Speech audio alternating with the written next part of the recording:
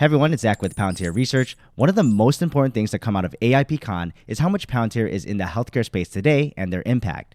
This video will focus on Hospital Corporation of America, or HCA Healthcare's presentation at AIPCon that demonstrates how Palantir really brought them into the 21st century, especially when managing their behemoth size and their scheduling. And after, I'll let you know my own thoughts.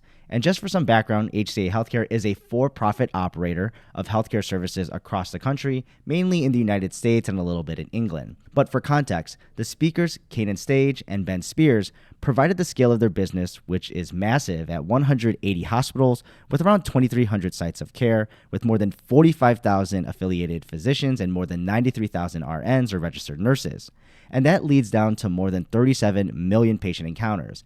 So basically, they do a lot of healthcare in the United States. And they are a publicly traded company with a massive $75 billion market cap. Now, I know this can get politically charged with folks debating if healthcare should even be a for-profit environment or nonprofit environment only for government or a combination, and even single-payer versus multi-payer, everything there that everyone debates about. But just looking at the facts today, HCA is a provider in the current environment widely in the United States, and as a for-profit company, they need to continue providing these services, so they do need to maintain some margin. So setting any feelings aside there's still a massive opportunity for Palantir's business to make a difference. So let's get deeper into their presentation then. And not surprisingly, they talked about how the pandemic shocked their system, especially around nurse staffing scheduling, and was actually a catalyst for them to start to innovate and give actually Palantir a go. Their focus was to build this from the bottom up with their clinicians because they are on the ground floor and going through the actual operations. So they really wanted to start with a fresh slate that really takes the user experience in mind, believing that it'll have the most impact. But with healthcare, innovation sounds great, but it is still a conservative industry when you're trying to change things up. And that's actually for good reason, not only because of politics sometimes, but because changes in operations will have real downstream impacts on the care teams, which ultimately does lead to effects on patient outcomes and health.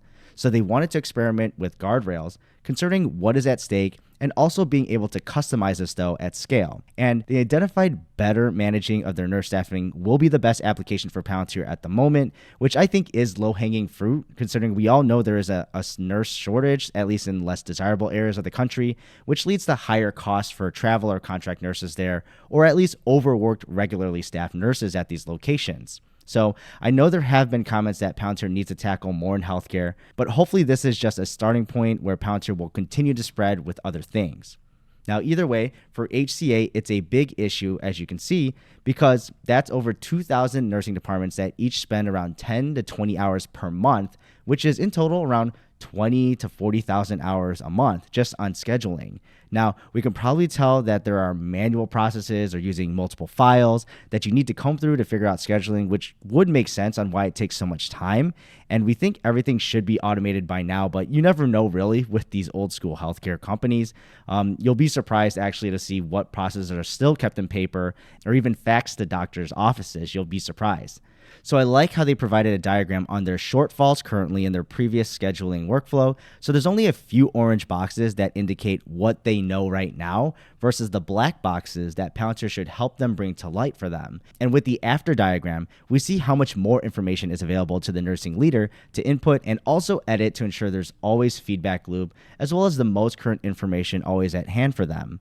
So just to focus on a couple interesting boxes, the volume prediction and cost data is probably super important and very data dependent. So previously in the process, that probably wasn't possible or at least easily analyzed for a nursing leader who has other responsibilities, because I think this application of these boxes specifically really shows that even on the ground floor, you can have a person with the right incentive structures make better decisions for the organization and patients because they'll want to ensure there's enough staff at all times, or at least most of the time. And this will lead to less emergency need to call in a contractor or having burnout with your crew due to higher patient ratios, which means you're still going to have to get contractors.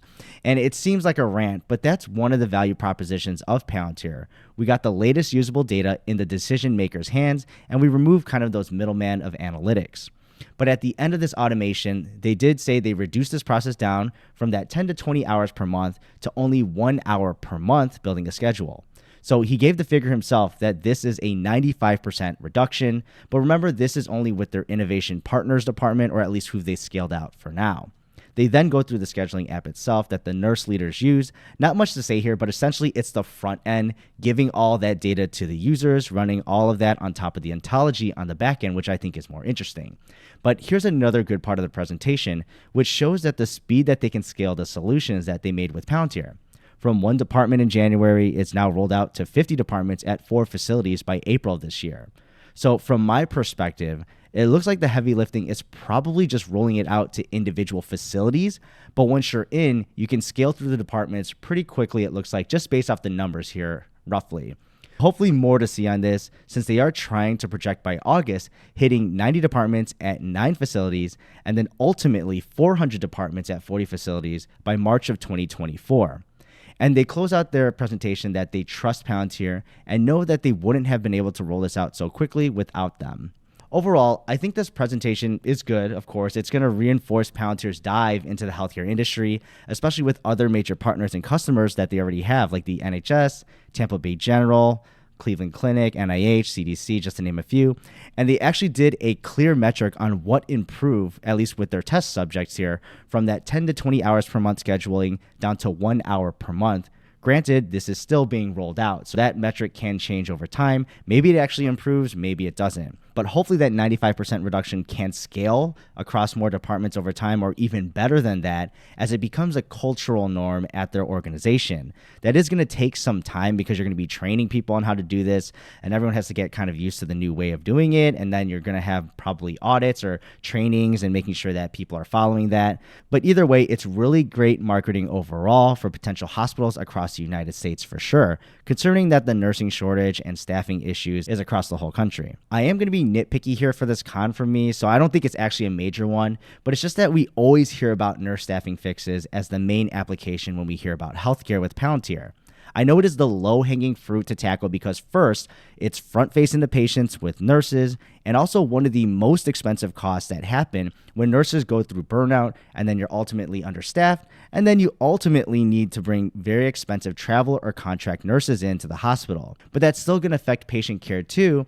Because of throwing new people in there, it's always going to create a slight curve for them to adjust to the new hospital. So overall, it doesn't create a stable environment there, and it can be costly. So I know it is nitpicky, and it'll be nice in the future to see different use cases they'll give in stage time at any future AIPCon events. But that's just a really small con, so don't give it too much weight there. But I'm also interested to know what your thoughts are below too, and I'll see you in the next video.